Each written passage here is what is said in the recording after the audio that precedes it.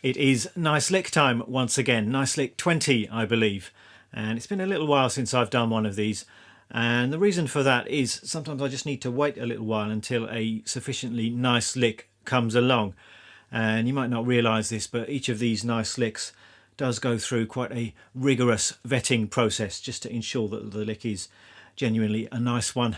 And believe me, many licks have fallen by the wayside simply because they're not quite nice enough. Now the format is the same. I'm going to show you a nice lick and then we're going to learn it together, and I'm also going to be chatting about any other stuff that might crop up, so theory, technique, that kind of thing. So without any further ado, let me show you the lick.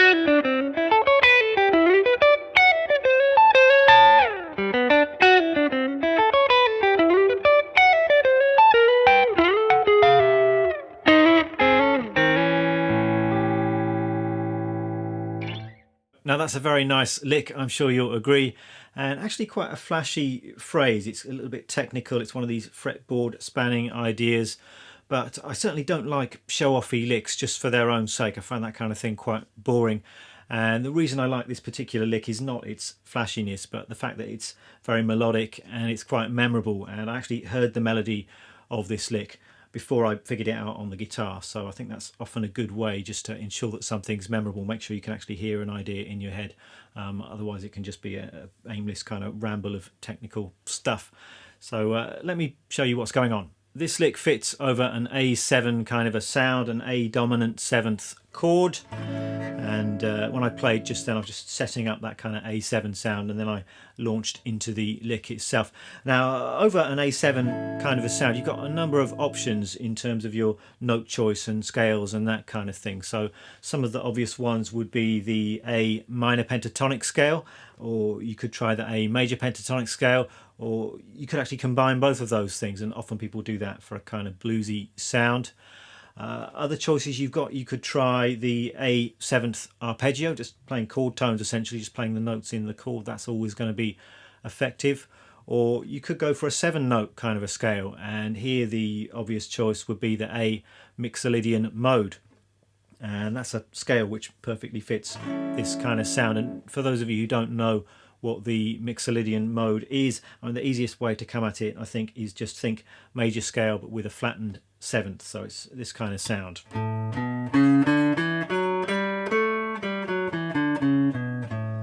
And that gives you, you've got the root here, and then 2nd, 3rd, 4th, 5th, 6th, there's the flat 7, and then we're back to the root again. So the reason that works is we've got all of the notes from the chord. We've got the root, 3rd, 5th and flat 7th, and we've also got some nice kind of colourful sounds in there as well, colour tones. So you've got the 2nd and 6th, so this is a good choice over this chord. And my lick actually has got this kind of Mixolydian character, but I'm not actually thinking about the Mixolydian scale as such. I'm thinking more in terms of chord tones and in terms of triads. And triads are another really useful device when you're improvising or when you're trying to come up with licks or melodic ideas. And clearly over this chord we could just play the triad from the root, so an A major triad, that works, but it's not particularly interesting. But what I found myself doing in this lick was playing a G major triad, and it seems a little bit counterintuitive if you've not done this kind of thing before. Why would you play a G triad over an A chord? And the reason is it gives you access to some kind of more colourful notes, and in relation to the chord we've actually got the notes in the G triad. You've got a G, B and a D, and that's giving you the flat 7, the 9th and also the 11th or the 4th. So it's giving you this kind of A7 kind of sus sound, which is a really nice sound over a straight A7 chord. So that's really what I'm thinking in this lick, and I'm outlining that G triad sound and mixing it with the straight A triad. So mixing those two triads, and you've got the basis of some quite interesting sounds. So just going between G and A. So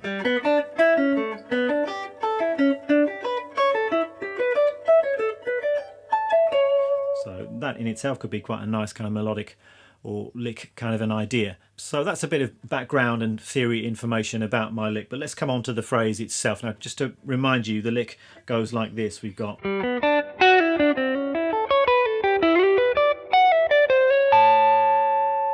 that kind of idea, and we're kicking off with this G triad. So there's our G triad, so G, B, D, and I'm playing this in the 3rd position starting on the D string. We've just got frets 5, 4 and 3, just going straight up that triad. Then there's a position shift and I'm moving into that A triad kind of sound, and there is a little break in the rhythm of the lick, just a 16th note rest, and that does buy you just a little bit of time to make that position shift, but you do want to make sure that that position shift is nice and smooth and confident. So I'm moving up to the 5th position and I'm heading for this A triad sound. So we've got C sharp, E and A. This is the first inversion A major triad, and I'm actually decorating that a little bit with some other notes from the key or other notes from the Mixolydian scale. So we've got an F sharp to an E to start with, so this is the 6th going down to the 5th, which is a chord tone. And then I'm heading for this C sharp note. This is the 3rd, and I'm actually encircling that with a note above and below. This is kind of a jazz device, but you hear it in blues as well, and it's sometimes called targeting or enclosure. So I'm enclosing that target chord tone with a note 1 fret above and 1 fret below. So it's above, below, and then hitting the chord tone. And then I'm just climbing up the triad. So and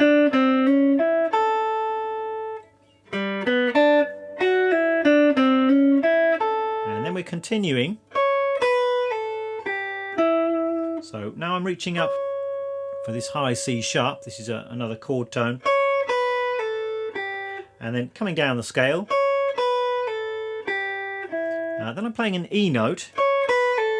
And I'm actually choosing to play it here at the 9th fret on the 3rd string. You could play that same note down here, but because I'm heading up the fretboard, I'm kind of reaching for that E note there, and then I'm sliding into the next position. And this is another strategy you've got when you're shifting position. You can actually kind of stretch a little bit and then slide into the next position, and that's what makes this part of the lick smooth. So I'm sliding up to this G note at the 12th fret on the 3rd string.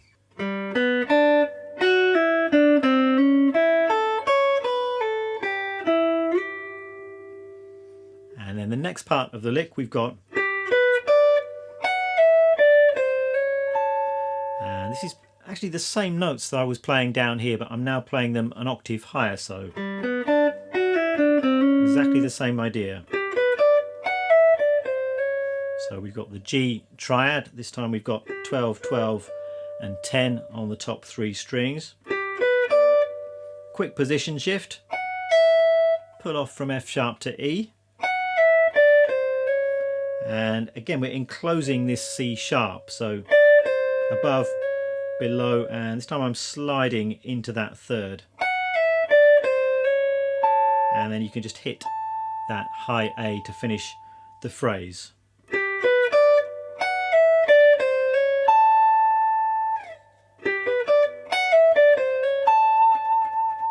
So that's the lick. So as I say, quite a complex lick, quite a lot going on here. You might want to just break this down into small parts and work on it like that. Certainly start slowly, gradually build up speed.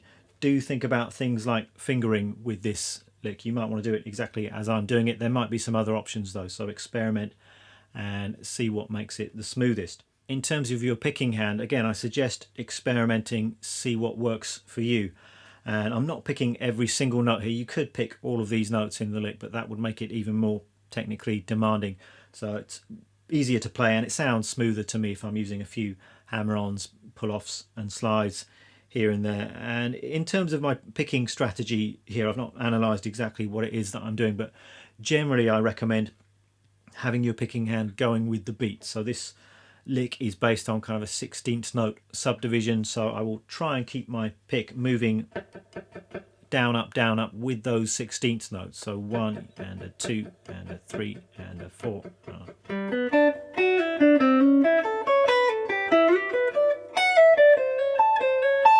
So I'm not sure that I'm being completely consistent with that. I will write this out in my tab. I'll look at exactly how I'm picking this lick just so you can copy that should you wish. But I think that for the most part I am sticking with that kind of picking hand, going with the 16th notes, and if there's a rest or if there's a change in rhythm, then I'm just skipping that particular pick stroke and keeping that pick going with the underlying subdivision. There we are. Why don't I just put all of that together? I will do it slowly and then I'll do it a little bit faster.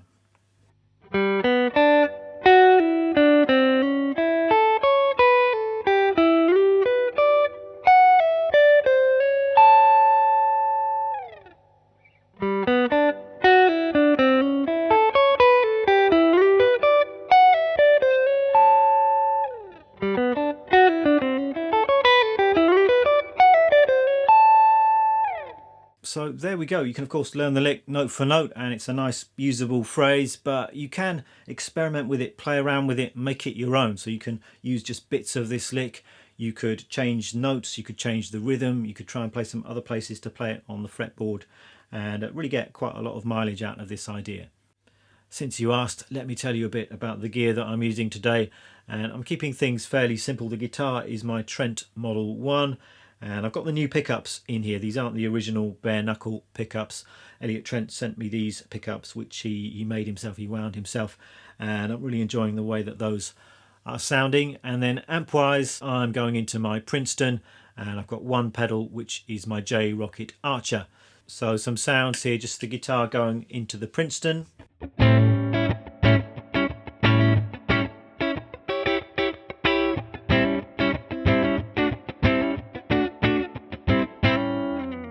So nice, usable, clean sound, just like that. I love the spring reverb on the Princeton as well. And I'm just using the Archer for just a touch of overdrive. So with the Archer, it sounds like this.